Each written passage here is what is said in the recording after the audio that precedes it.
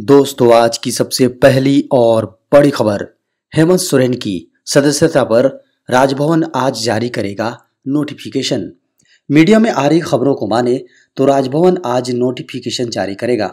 फिलहाल गवर्नर रमेश बैस इस मामले पर कानूनविदों से राय ले रहे हैं। कानूनविदों से रायशुमारी के बाद गवर्नर आज हेमंत सोरेन पर अपने फैसले की जानकारी दे सकते हैं। बता दें कि इस मामले में चुनाव आयोग ने अपनी रिपोर्ट राज्यपाल रमेश बैस को भेज दी है।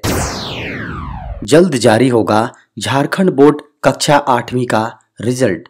झारखंड एकेडमिक काउंसिल यानी जैक कक्षा 8वीं रिजल्ट 2022 सभी छात्रों के लिए जल्द जारी होने की संभावना है। ताजा अपडेट को माने तो जैक 8वीं के रिजल्ट की तारीख आधिकारिक तौर पर अभी उपलब्ध नहीं है। कुछ खबरों से पता चला है कि झारखंड बोर्ड इस महीने में ही कक्षा 8वीं का रिजल्ट जारी कर सकता है।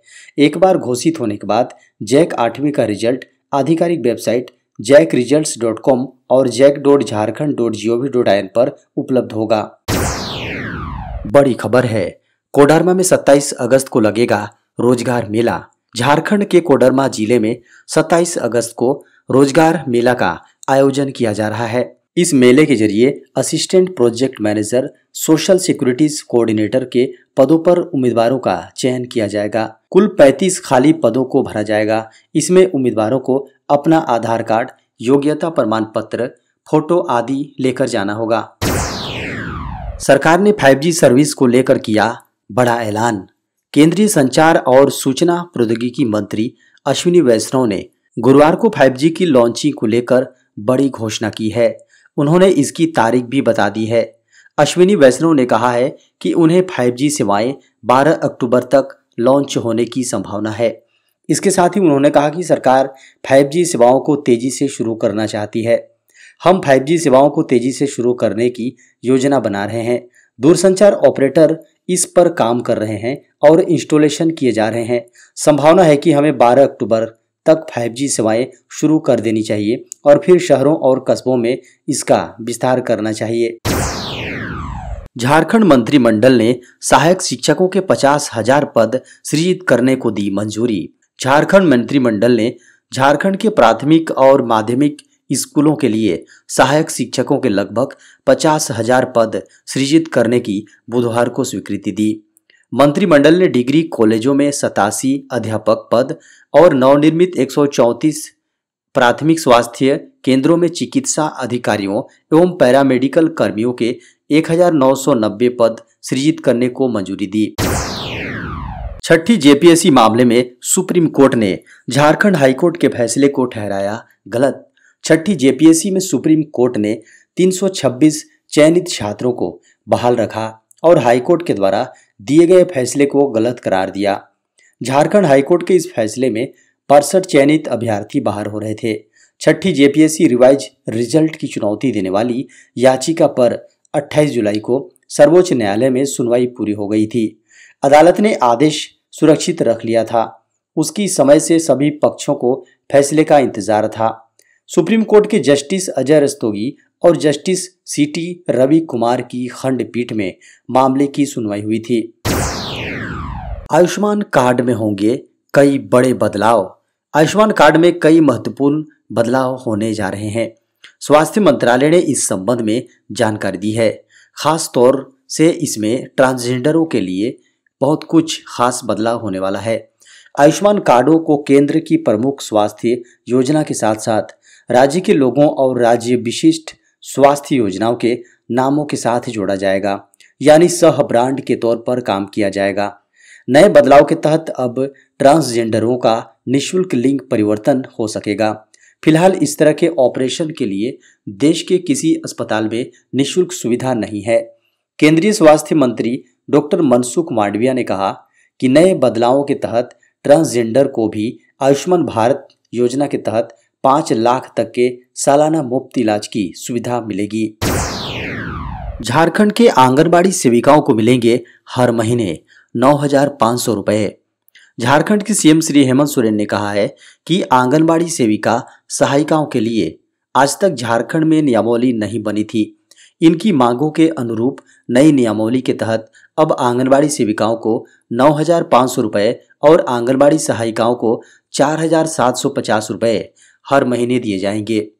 नई नियमावली के तहत अब आंगनबाड़ी सेविकाओं के प्रति माह मानदेय राशि में केंद्र सरकार की ओर से क्रमशः 2700 रुपये एवं राज्य सरकार की ओर से क्रमशः 6,800 रुपये की साझेदारी रहेगी।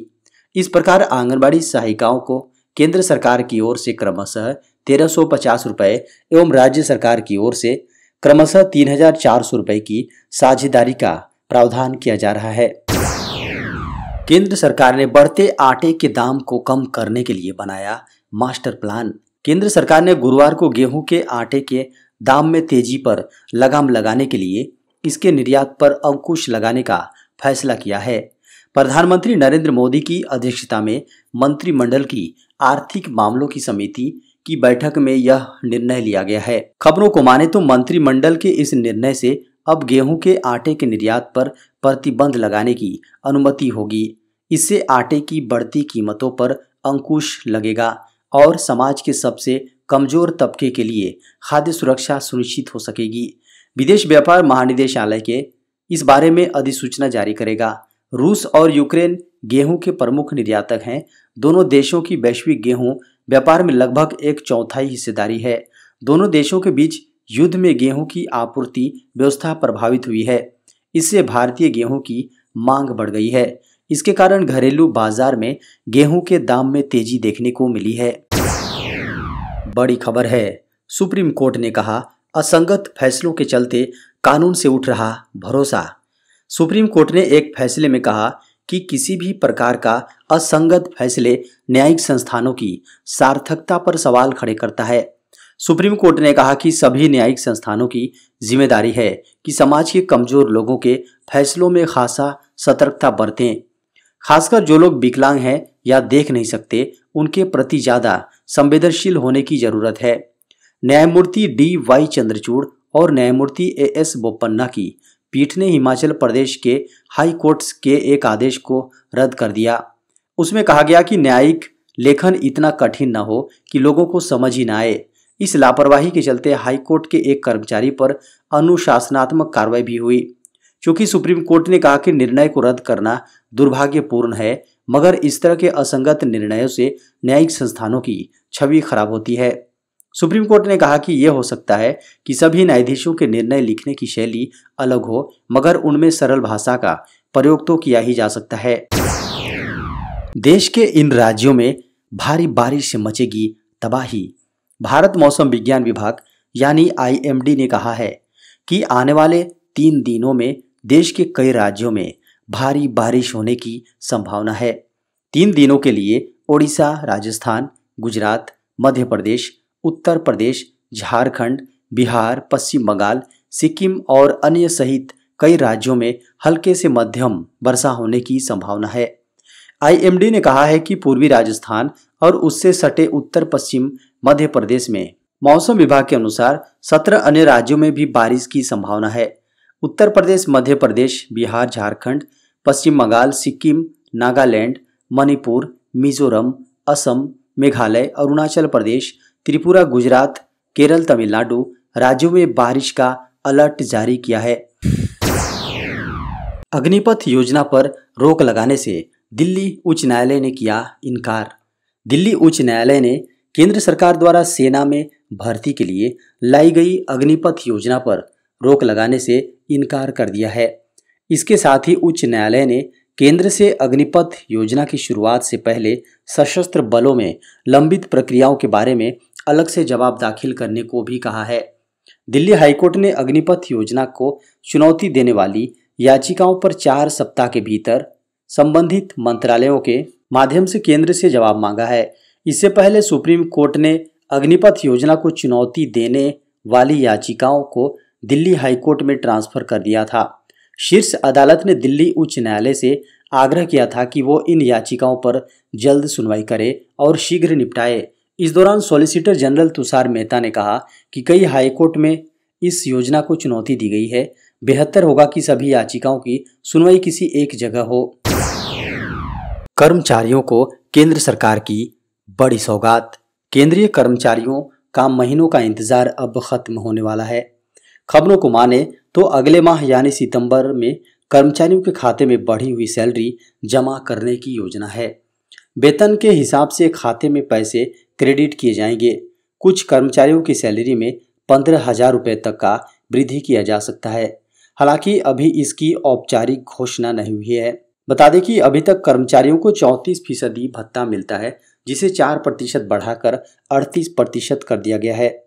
बता दें कि पिछले कई महीने से केंद्रीय कर्मचारी महंगाई भत्ते को बढ़ाने की मांग कर रहे हैं। खबरों को माने तो वित्त मंत्रालय की बैठक में इस पर चर्चा हो चुकी है। साथ ही कर्मचारियों को 38% भत्ता देने पर सहमति भी बन चुकी है। साथ में वेतन आयोग अभी तक कर्मचारियों को 34% भत्ते का भुगतान किया जा रहा है, जिसे बढ़ाकर 38 करने की खबर है। देश में कोरोना वायरस के सामने आए 10,725 नए मामले।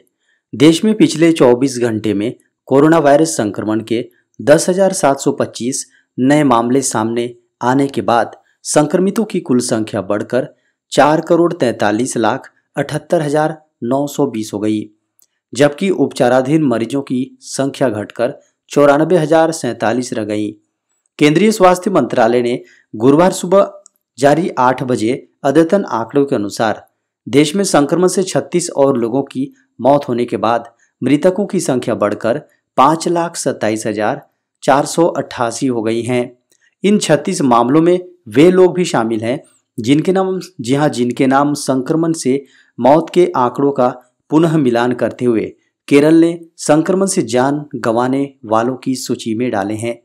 देश में कोविड-19 के उपचाराधीन मरीजों की संख्या घटकर 94,047 रह गई हैं, जो कुल मामलों का 0.21% है। पिछले 24 घंटे में उपचाराधीन मरीजों की संख्या में 2,395 मामलों की कमी रिकॉर्ड की गई। मरीजों के रिकवर होने की राष्ट्रीय दर बढ़कर 98.60% हो गई है।